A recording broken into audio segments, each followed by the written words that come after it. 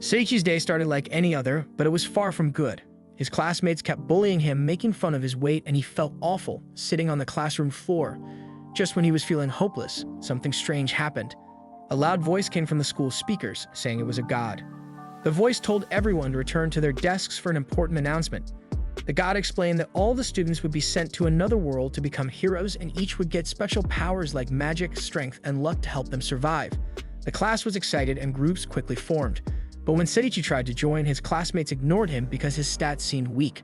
As the countdown finished, the other students were sent away, leaving Seiichi behind. Feeling sorry for him, the god gave Seiichi a special power and sent him to a dangerous part of the new world. He landed in a creepy forest with no food or supplies. Weak and hungry, Seiichi saw a bug and tried to catch it, but he couldn't. Just as he was about to give up, he found a strange fruit. His ability told him it was called the Fruit of Evolution. Too hungry to think, he ate it, even though a voice told him about its strange effects. He wandered further into the forest and found a group of monkeys guarding more of the same fruit. While they weren't looking, Seiichi managed to take some fruits and potions. Back with the others, his classmates realized he was missing. Kazuki, the class leader, checked and found out Seiichi was gone. In the forest, Seiichi found a weird mushroom. Not knowing what it was, he ate it, but it was poisonous and made him fall unconscious. When he woke up, Seiichi ate another fruit of evolution to feel better, even though it tasted terrible. Soon he noticed his strength grew a lot. Before he could get too happy, the monkeys came back and attacked. One of them quickly beat him, but his bad-smelling wound caused the monkey to fall down, turning into loot. Seiichi took the loot and got new skills. His body changed and he became thinner and more attractive. To his surprise, this was his first evolution of 10. Over the next 5 months, Seiichi learned how to survive in the wild. He grew stronger, defeated dangerous creatures like arc wolves, and learned magic. He even found a legendary weapon. By the time of his 9th evolution, Seiichi had become a strong survivor, but something even stranger was about to happen. One day, Seiichi was surrounded by monkeys, led by a huge pink gorilla named Saria. She was much stronger than him, so he tried to talk to her, but she attacked him. Saria then stopped and said she was impressed by his strength. To Seiichi's shock, she confessed that she loved him. Seiichi tried to fight her off with his magic and dagger, but she easily stopped him. During the fight, Seiichi accidentally hit himself with a water spell, leaving him weak. Saria took the chance to punch him down and drag him to her home. The next morning, Seiichi woke up in Saria's cave, where she had made him breakfast.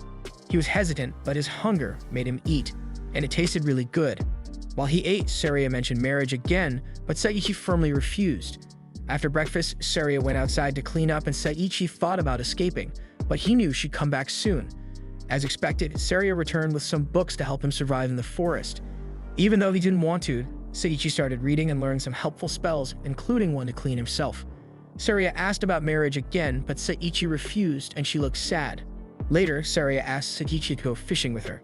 Seiichi saw this as a chance to run, but he was attacked by a giant spider. Just when he thought he was done for, Saria showed up, defeated the spider, and dragged him back to her cave. Back at the cave, she gave him lunch. While eating, they started talking about the Fruit of Evolution. Saria mentioned that someone had stolen her stash and Seiichi admitted it was him. Even though she was annoyed, Saria forgave him and used the chance to propose marriage again. Seiichi gently turned her down, saying their love wasn't possible. Saria, heartbroken, asked if Seiichi hated her, but he assured her he didn't and appreciated her kindness. Saria smiled and went outside. Meanwhile, Seiichi's old classmates were struggling with tough training from their commanders, who said they needed combat skills to survive in the new world. Seiichi saw an opportunity to escape and ran from Saria's cave. Saria noticed he was gone and chased after him.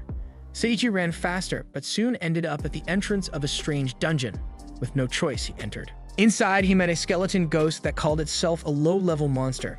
But Seiichi's skills revealed that it was actually a level 500 creature. Terrified, he tried to run, but the skeleton blocked his way. Just as it attacked, Saria showed up and took the hit, saving Seiichi but getting badly hurt. The skeleton gave Seiichi a moment to say goodbye. Saria smiled weakly, thanked him for the memories, and closed her eyes forever. Seiichi was filled with grief and anger. He grabbed his dagger and attacked the skeleton, but it blocked every strike. Then Seiichi used water magic, but the skeleton easily dodged it and made fun of his efforts.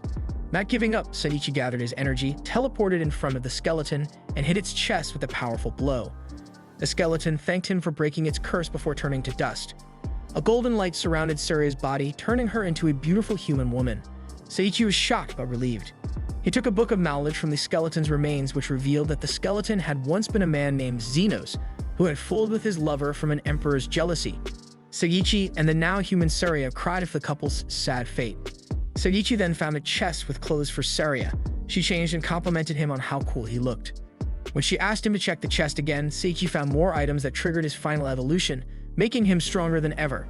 At that moment, a floating sheep in a suit appeared and introduced itself as Mr. Sheep, the dungeon evolution guard.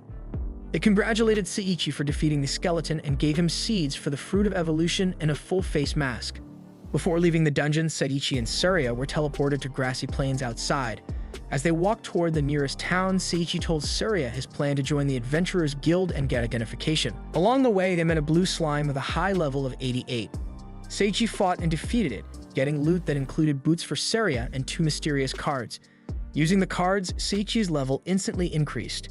To his surprise, his mask turned into a cloak and a letter appeared, warning him that he was slowly losing his humanity. The letter disappeared after he read it. Unbothered, Seiichi put on the cloak and he and Seiya continued their journey to the town. After hours of travel, they reached the gates, where a friendly gatekeeper named Claude greeted them. When he noticed they didn't have ID, he told them to touch a magical orb to verify their identity.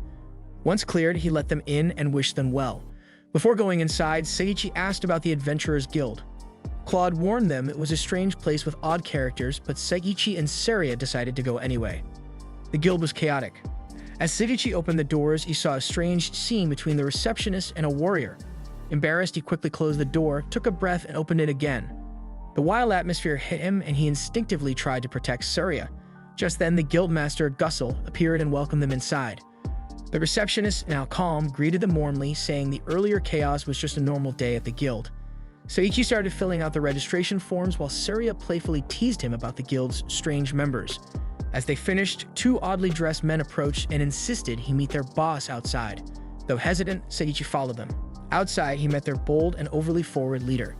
Shocked by the man's behavior, Seiichi ran off, barely escaping. Back inside, Gussel and the receptionist praised Seiichi for resisting, mentioning that not many could avoid their advances. The receptionist explained the next part of their registration: a supervised test to determine their rank. Just then, an A-rank adventurer named Altria walked in. Seiichi was immediately distracted by her beauty and got scolded for staring too long. Altria, though reluctant, agreed to oversee their test.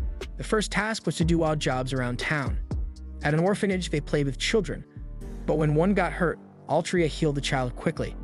However, a plank fell toward her and she used a defense spell to protect both herself and the child.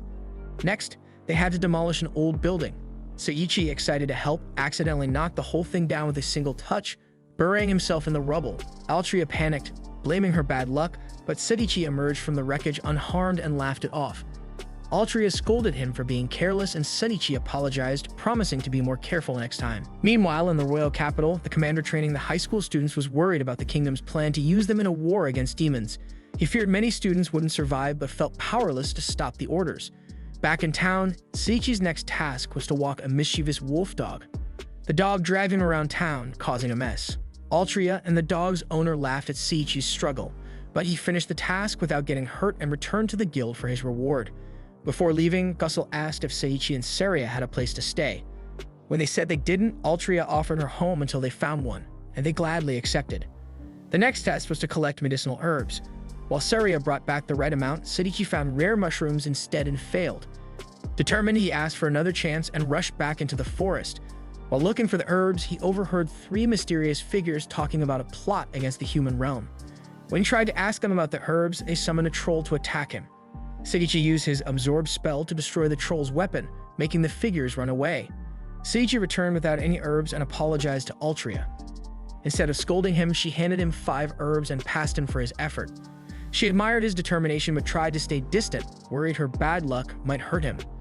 Meanwhile, the trio who had attacked Seiichi was being punished by their master Leia for acting without her orders. The next morning, Seiichi and Seiya ran into Claude again, who praised their progress and commended Altria for her guidance. Altria gave them supplies for their final test, and the group set off for the grassy plains, ready for the next challenge.